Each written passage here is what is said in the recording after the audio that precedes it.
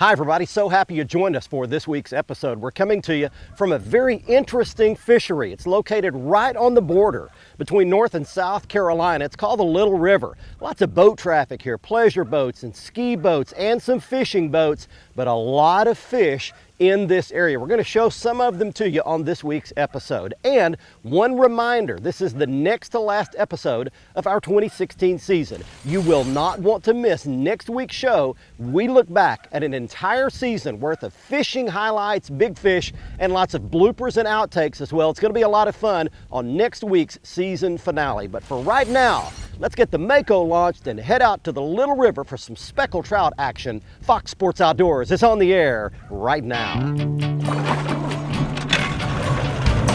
It's time for your weekly fishing reports and real-time outdoor news from the Southeast region. This is Fox Sports Outdoors. You know, it's really difficult for me to believe that a waterway that gets this much recreational boat traffic could also be a fantastic fishing hotspot, but that is exactly what that is. Hi everybody, glad you're along with us for the show today. We're going to check off another location on the list that I have never visited, nor have I ever fished. You're looking just over my shoulder at the Intercoastal Waterway right between North and South Carolina.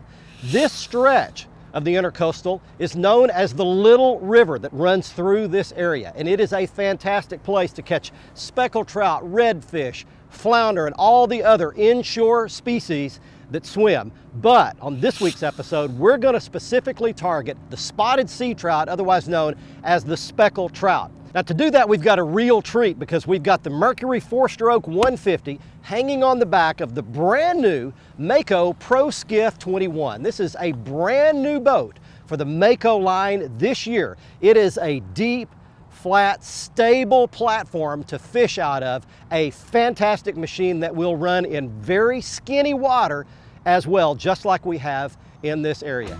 Captain Patrick Kelly is giving us some advice, going to put us on one particular hotspot. Hopefully we'll catch some speckled trout on this week's episode. And we're taking you around the region for your local fishing reports from our expert team of insider reporters. Right now, we get it all started back at the FSN studios with your weekend planner. The Salooner tables look encouraging for fishing conditions over the holiday weekend. Game fish activity is forecast as good for Saturday and excellent on Sunday, with peak daylight action beginning in the late morning hours.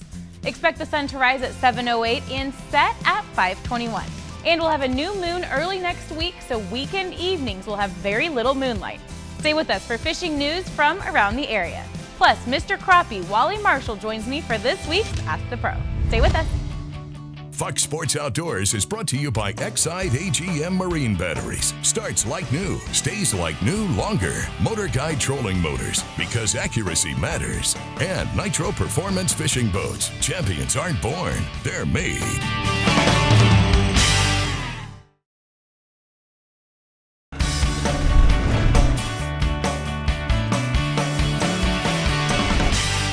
Oh, we got it. He got it. He blew up on that topwater early. Not a big one, but a decent trout to get it going. Hey, welcome back everybody. We've made it out onto a place I've never been on before. This is the Little River. And there's your nice speckled trout to start things off right there. Just, oh, that would be a keeper. They gotta be, I think, 15 inches long to be a keeper here. And that one looks like he probably would. You can see there he hit a topwater bait. I want to show you something here. We've come out here fairly early in the morning. You can see behind us, we're at low tide right now. And so basically we're just waiting for the tide to start moving. Once it does, it's going to be ripping. This is the Intercoastal Waterway here, and it's going to be ripping down through here. And the fish typically will turn on more in the moving current. A lot of times what you can do is when this tide is slack, when water's calm, nothing going on, especially when you don't have much wind, you can take this little dog walking topwater, I think that's a little Zaraspook, walk it across the top of the water, and you can attract a strike even when the fish are not actively feeding. We're not keeping trout today, so we're gonna let that one go back. See you there, buddy, appreciate the business. And let me explain to you about the area a little bit. This is the inlet that comes in off the Atlantic Ocean right on the border between North and South Carolina. It's the Little River Inlet. It's got lots of estuaries and bays and lots of grass bed and marshes through here, but we're actually fishing the main intercoastal right now.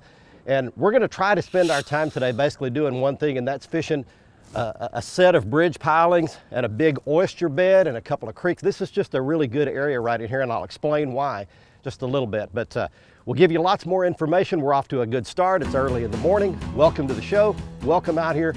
Got a fish on camera. Let's get some fishing and lake reports from where you live to get us started. Hey folks, it's time for your Carolinas report, this week brought to you by the Dead Dog Saloon, located on the beautiful marsh walk in Murrells Inlet. Make sure you put us on your list of destinations to visit when you're in the Grand Strand area. We're open 7 days a week for breakfast, lunch, and dinner, and here it's always about the food, the view, and the music. Tell you what, the saltwater bite, speckled trout particularly, continues to be incredible throughout the Carolinas. My good buddy Captain Jamie Huff down in Charleston says that the waters down there around Mount Pleasant are loaded with gator trout right now. He's having some days that are including over 100 fish on 2 charters. Remember, voodoo, gulp shrimp, great ideas to get out and target them. Look for those areas with good moving water off of deeper holes, and you're gonna find these schools of fish on bait right now. Also, the offshore wahoo bite continues to be incredible. We're starting to see this colder water move in. There's a lot of bait out there right now, stacked up on that break. Those fish can be spread out. Trolling 15 to 20 knots, you can cover a lot of ground and locate these fish. Remember, make sure you've got plenty heavy lead and you've got some bigger baits for that to work. Get out there and have a great time. Remember, this has been your Carolinas report brought to you by the Dead Dog Saloon. Fish smarter, not harder, and keep your chaos organized.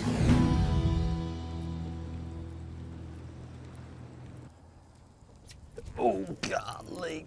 Boy, that one blew up on it. Come up here and let's see what y'all hear. He's straight out in front of the boat.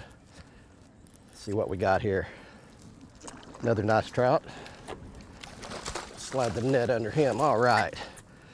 There we go. That's even a little better one. He's loose. All right, look at there. There's a good trout right there. A little bit bigger, a little bit nicer one. There's your little river trout. Good blow up on a topwater, back he goes.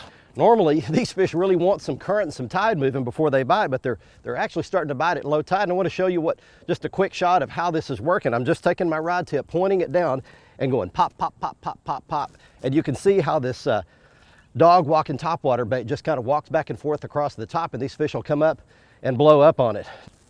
The area that we're fishing, the specific area here, is an area that's got bridge pilings. It's got some old underwater structure, some old pieces of some wrecks down under the surface here, right on the edge of this ledge. It's got some oyster reefs. They love to get on oyster reefs, but really anything that breaks the current, provides cover and protection, and provides an ambush point is where these trout get. It's also a place where you've got the intersection of 3 or 4 creeks, and that's where that current moves in and out. It pushes back into the estuaries and then drains back out. And those are the little points and the ledges where these trout like to station. And the flounder and the redfish will also get in there as well. So really, this is a place where you never know what you're gonna catch anytime a fish hits. It's a very exciting place to fish, a place you might want to come to, right on the border between North and South Carolina. Stay with us. We're going to take a quick break for word from our sponsors. We'll be back to Little River right after this.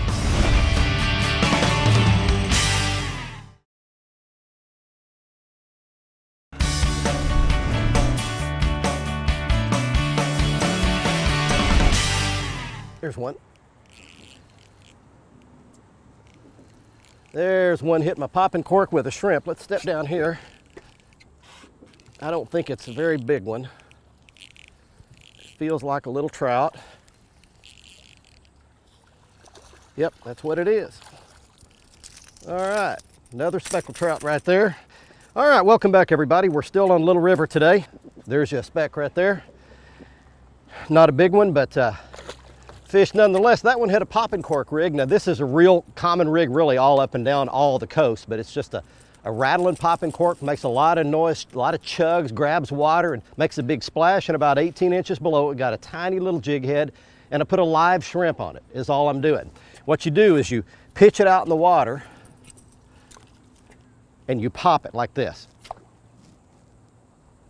Like that, and it makes a splash. And what happens is the speckled trout will hear that. They're very sensitive to sounds, and they'll come up and look to see what that is because they think it's something schooling on top, and then they see that shrimp dangling down there and they eat it. Timing is everything on tidal current. You can be at the right spot at the wrong time and never get a bite. We've waited about an hour and a half, caught a couple on topwaters while we've been waiting at low tide, and now we've got some current moving, and that's why I'm gonna go to this popping cork and shrimp, see if we can catch a few moving down that current right there. But again, timing is everything. That's why really having a guide and learning about the current and learning where to be at what time is absolutely critical. And in fact, I'll put up Patrick Kelly's contact information right now. We'll give it to you again at the end of the show if you'd like to book a trip here. But they can put you in a right spot at the right time, and you can learn those tidal patterns. And if you'll pay attention, get you a good tide table, learn it for your area, then you can go out on your own and catch some fish and be there at the right time. Let's get you more fishing and lake reports from where you live. Maintenance on your fishing reels will ensure their performance and longevity. Lucas Marine Products has this fishing reel oil that is top quality. A few drops on a reel changes it better than new. Check them out, lucasoil.com. Hey guys, welcome to this week's Tennessee and Kentucky Fishing Report. You know, we are in a really weird time of year. It's like the summer that will never end. It's fall, but we're having temperatures in the upper 70s sometimes during the day and as low as the high 20s, low 30s at night. And that's got the fishing kind of jacked up. You know, one of the things that does is it scatters them out. There's a lot of fish shallow, but there's a lot still deep. So the cool thing is you can catch them about any way you want to. Bass fishing is still good throughout the Tennessee and Kentucky region, primarily topwater and lipless baits. So you can catch them on a spinnerbait on windy days and a square bill crankbait around the right days, but primarily topwater and lipless baits are gonna get you the most bites. If I were gonna do anything right now, I would be crappie fishing. I had a couple really good days this week where I caught them on river ledges, just fishing those same trees like I would bass fish in the summertime, but throwing a 1/8 ounce head with a piece of plastic on it and caught them really, really well. If you don't mind putting on a bunch of clothes and being willing to take them off during the day, it's a great time to fish. The weather's beautiful, the scenery's great. We'd love to see you on the water in Tennessee, Kentucky. God bless. Bobber down, bobber down, got him. There we go. Man, boats just going back and forth. You can see them in the background. There's just commotion everywhere. And I'm still just pulling speckled trout out. Not a big one, but we have just got action all over the place in here. Well, we're at Little River, having a great time catching spotted sea trout today. Hadn't caught a flounder, hadn't caught a redfish yet, but it's a good day for speckled trout. Stay with us. We're coming right back to the border between South and North Carolina right after this. Don't go anywhere. Fox Sports Outdoors is brought to you by Tracker Boats. It's more than just a boat, it's a tracker. Costa Sunglasses, see what's out there. Mercury Marine, official outboard of Fox Sports Outdoors. And Lowrance Electronics, find, navigate, dominate.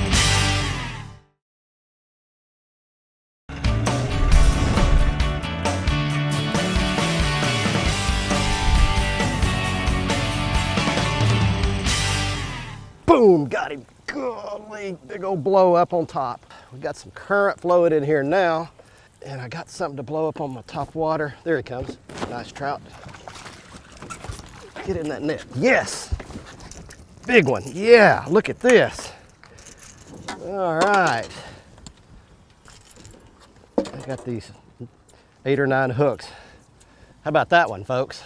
There's your good Little River speckled trout right there. Yellowmouth. And it's even more fun on a topwater. That is a great fish right there. He gets his unconditional release though. He gets to go free. I'm gonna grab him by the tail. See you, buddy. Here's what's happened. I switched over to a popping cork, thinking that once the current started, I'd need to get some live bait going to make these fish eat. Didn't do very well, caught a small one, and picked up this topwater again. And I tell you, it's bright, sunshiny sky today, and calm conditions out here, and that trout just came up and lit that topwater completely up. Let me tell you one thing here. If you want to do this, this is a great way to bring a kid fishing. If you live anywhere near any of our coasts, get those kids out, get them in the boat, get a personal flotation device on them and get them started in fishing, because there's constant action in saltwater. Here's more fishing and lake reports from where you live. This part of the program is brought to you by Visit Jacksonville. Northeast Florida offers great fishing, family-fun beaches, top restaurants and resorts that are easy to get to, and offer outdoor fun for everyone. So come on, visit Jacksonville. Well, breezy weather and high tides have been pretty much the story along the coast in the last week or two. But that can be good in some instances. Captain Tim Cutting was telling me in southeast Georgia near St. Simon's Island, those high tides have produced some really good fishing for trout, reds, flounder, sheepshead, black drum along high tide grass edges. When the tide starts to drop toward low tide, Tim moves way in the backs of the creeks near shell bars. That tends to be where the fish are waiting for stuff coming out of the marshes. Those shell bar areas are full of food, and that's where the bulk of the fish are. In Alabama, Captain Patrick Garmison out of Dolphin Island, doing very well in Lower Mobile Bay. He says there's a lot of bait moving down and the fish are still on them. Look for slicks and look for birds diving. He's catching these fish also along grass flats and creek mouths during falling water. In Mississippi, it's much the same thing. There's very good fishing all on the bayfront area, Pascagoula, Bay St. Louis, and in Biloxi. Look for trout on the birds, reds on the marsh edges, and sheepshead and black drum around the rubble areas, bridge pilings, and abutments. Well, that's it for the coast. Get out in the water. The weather's still great, and the fishing is good too. Please take a youngster with you when you go. The Alabama, Georgia, and Mississippi Freshwater Fishing Update is sponsored this week by Lake Guntersville, Alabama. Boasting 69,000 acres of clear blue perfection, the area offers hotels, lakefront cabins, public boat ramps, and restaurants. If you prefer big fish in a big pond, Guntersville is the right destination. www.fishguntersvillelake.com. Now, as we approach the Thanksgiving holiday, many of us in Alabama, Georgia, and Mississippi are giving more thought to fish than we are turkeys. That's because there's still plenty of angling action to be had before winter. In Alabama, that means heading over to Lake Eufaula on the Chattahoochee River. The 45,000-acre reservoir is a good place for some late fall crappie action this week. The mild weather we're having means filling up a cooler with slabs can be a real possibility. You want to find brush piles along the ledges of the old flooded creek channels in 15 to 30 feet of water and fish around those. Jigs matched to 2-inch curly-tail grubs are a good option. Two good colors are pearl or chartreuse for those grubs. Crappie action is also good on Ross Barnett Reservoir on the Pearl River near Jackson, Mississippi. You want to fish on the lower end of the lake by trolling or jigging straight down along the old creek channels, or you can also try in the flooded standing timber. Bass action is good on Georgia's Goat Rock Lake this week, just north of Columbus. Largemouth, spotted, and striped bass are all being caught on this 940-acre impoundment. Be sure to join Fox Sports Outdoors again next week, Thursday night at 6, or catch the repeat airing Sunday morning at 8:30. And you can always watch the latest episode in full HD on the front page of our website at foxsportsoutdoors.com. And see lots of our how-to and product videos by selecting the How-To button. Join our online fishing community. Just click the like button on our Facebook page for access to daily posts with lots of fishing news, videos, and frequent giveaways. And stay up to date with all the latest fishing information and photos by following our Twitter feed.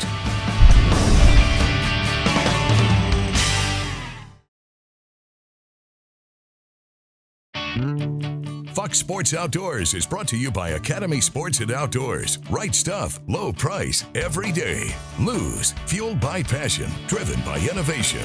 Feel the difference. Gene LaRue and Bobby Garland Lures. With our baits, a good day of fishing is in the bag. And Strand Fishing Lines, the standard of dependability. Welcome back, everyone. It's time for the Ask the Pro question, your chance for advice from professional anglers.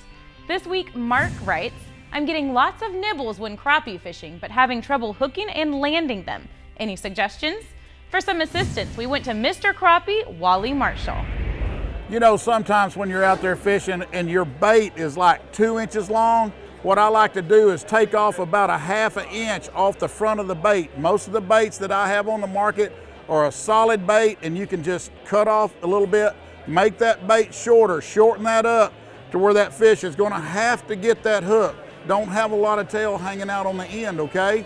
But a lot of times in certain areas, you'll get that, that's brim, that's bluegill hitting it. But I know sometimes, like when they're letting water out of lakes and the fish get real finicky and they're just pulling at it, maybe use some kind of scent, maybe, you know, like that. Put something on your lure to really make them a little bit more aggressive. But I like to shorten my baits up to where they can get to that number 2 hook. It's powerful. Thanks, Wally. If you have a question to ask one of the pros, visit foxsportsoutdoors.com, click on the Ask the Pro link, and let us know. Now let's see which big fish picture gets someone a new pair of sunglasses on the Costa Catch of the Week. Happy Thanksgiving, everyone. Hey, it's time right now for someone to win free Costa sunglasses in this week's Costa Catch of the Week contest. Here's this week's winner. He is Bryson Hall of Easley, South Carolina, showing a 10-pound, 2-ounce largemouth bass he caught at Lake Hartwell, South Carolina. If you'd like a chance to be our next winner, just go back to the front page of our website at foxsportsoutdoors.com. On the right side of the home page, click on the Costa Catch of the Week area, follow the instructions. You need to be at least 18 years of age to enter and to win. Send us your photo and you could be our next winner. And if you'd like to see all of the great Costa frame and lens styles, plus lots of other great content, go to the Costa website by going back to our homepage and clicking on the Costa logo.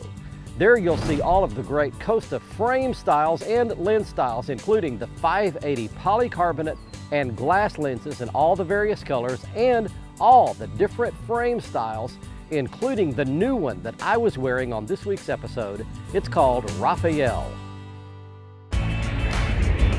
Next up on the Academy Right Stuff feature, it's the right gear to chunk a topwater for speckled trout and redfish. There's no more exciting way to catch them than that. And it begins with a great discovery that I've made. This is the Lew's Custom Series Speed Stick Rod, made specifically for inshore saltwater fishing. It's the Inshore model. It's 7 feet in length, medium light action with the perfect tip for walking the dog on a topwater like we did today catching these trout. And I've got it paired with the Lew's Speed Spool Super Duty bait cast reel, perfect for this setup, fits in the palm of your hand and geared up all the way to a big redfish if you'd like to catch those on this as well. And I've got it spooled up with Stren Fluorocast fluorocarbon line. You need that line if you're fishing this clear salt water. As far as the bait is concerned, here's a quick shot of a Zaraspook. Any cigar-shaped dog walking style topwater will work, and this one worked perfectly for us today. Earlier this year, my brothers and I took my dad on our annual Father's Day golf and fishing outing, and we had a great time. Here's a quick photo from our trip. Dad is 81 years old now, still gets around well and swings a pretty mean golf club and fishing rod. I was reminded again, as I am every year, about how blessed I was growing up to have a dad who was active in my life. He went to my football and basketball games and golf tournaments. He took me fishing. He was present. And I hurt for the kids who don't have a father figure growing up. Studies show that it is critical to have a male presence during those early formative years, and it's critical to what these children will become as adults. So here's what I'm asking. If you have kids, stay actively involved in what they enjoy doing. If you don't have kids, or if your kids are already grown like mine, consider semi-adopting a set of kids that you can be a godparent to. Help those kids growing up, and I promise you, our next generation will thank us all for it. Thanks very much for joining us today from the Little River Inlet, right on the North Carolina-South Carolina border. If you'd like to book your own guide trip here and get out on some of these fish, you're looking once again at the contact information for Patrick Kelly. He can get you on this water with one of his guides. You'll have a great time. And our special thanks to Kenny Moore of Coastal Angler Magazine for his help on short notice, doing some great work behind the camera on this week's episode. Until next week, I'm Barry Stokes saying be safe, have fun. Bye-bye, y'all.